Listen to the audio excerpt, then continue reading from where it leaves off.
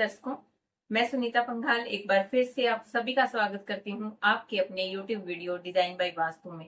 इस चैनल का मुख्य उद्देश्य आप तक घरों के ऐसे नक्शे पहुंचाना है जो कि वास्तु के अनुरूप बिल्कुल सही हो, साथ ही साथ में उनमें वेंटिलेशन की बढ़िया सुविधा हो और उनकी जो डिजाइनिंग है वो बिल्कुल एक्यूरेट हो, सही हो और साथ ही साथ ये नक्शे आपके बजट के अंदर आते हों ताकि आप अपने घर का निर्माण करते समय इन नक्शों का प्रयोग कर पाए।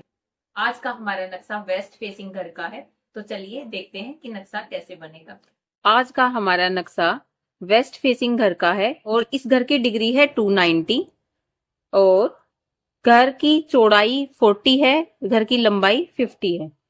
अब हम इस घर की दिशाओं का ज्ञान करते हुए और मेन डोर के बारे में अंदाजा लगाएंगे।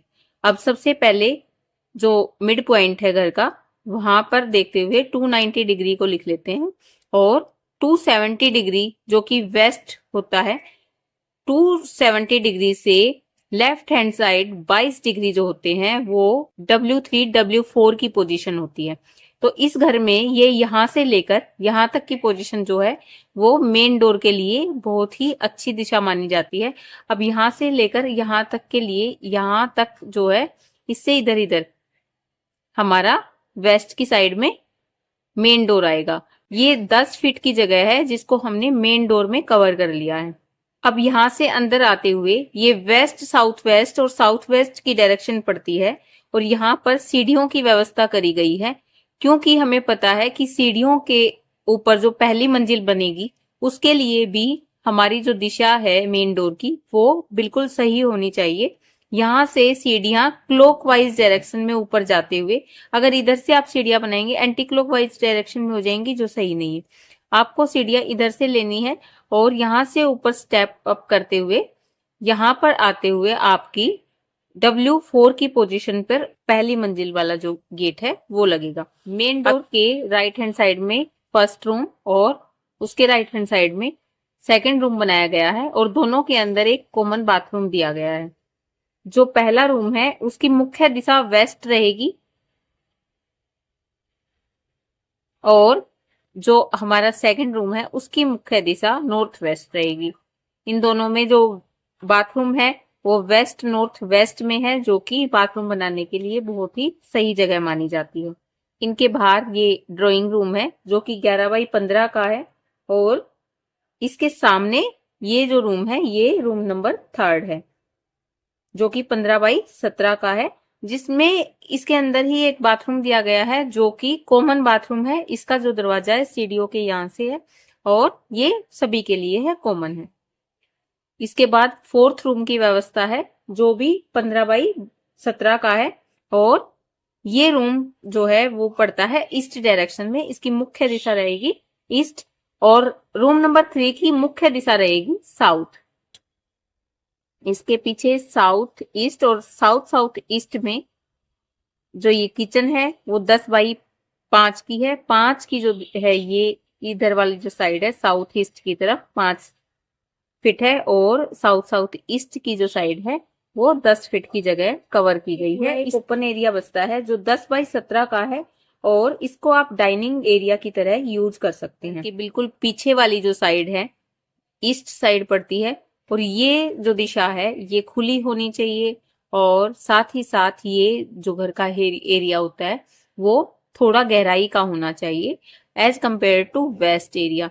तो हमने यहाँ पर मंदिर बनाया है जो कि हमारा ईस्ट नॉर्थ ईस्ट डायरेक्शन में रहेगा और ये जो इतना एरिया आपका रहेगा ये खुला रहेगा, अर्थात इसके ऊपर छत नहीं है। इस 10 फीट के 10 बाई 5 फीट के एरिया के ऊपर छत नहीं है और यहाँ पर खिड़की है इस रूम की। R4 जो है रूम नंबर 4 जो है उसकी खिड़की है, यहाँ मंदिर है और ये बिल्कुल खुला हुआ एरिया है। क्योंकि हमारा जो घर का दरवाजा पड़ता है वो वेस्ट में है। वेस्ट का जो एरिया होता है वो हमेशा ही ऊंचाई पर होना चाहिए, इसलिए जो किचन है R3 R2 R1 अर्थात रूम नंबर 1 रूम नंबर 2 और रूम नंबर 3 साथ में किचन और ये जो गाड़ी खड़ी करने वाला एरिया है इसको ऊंचाई पर रखना है एज कंपेयर टू R4। मतलब कि रूम नंबर 4 के कंपैरिजन में ये इतनी जगह आपकी ऊंचाई पे रहेगी और ये जो एरिया है ये आपका इसकी बजाय थोड़ा नीचा रहेगा।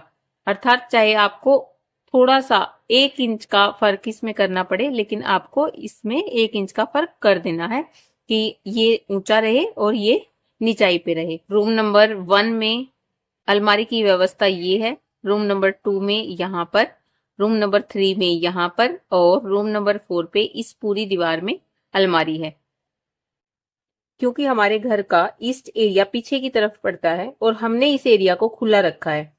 इस एरिया में अगर यहाँ पर मिरर लगा दिया जाए, इस मंदिर के दरवाजे पर यहाँ पर मिरर लगे हों खिड़की पर और यहाँ पर अगर कोई मिरर लगा हो तो पूरे घर में धूप सर्कुलेट होगी, जिससे कि इस घर में कोई भी बैक्टीरिया फंगस की जो कारण बन सकती है वो अपने आप ही खत्म हो जाएंगे।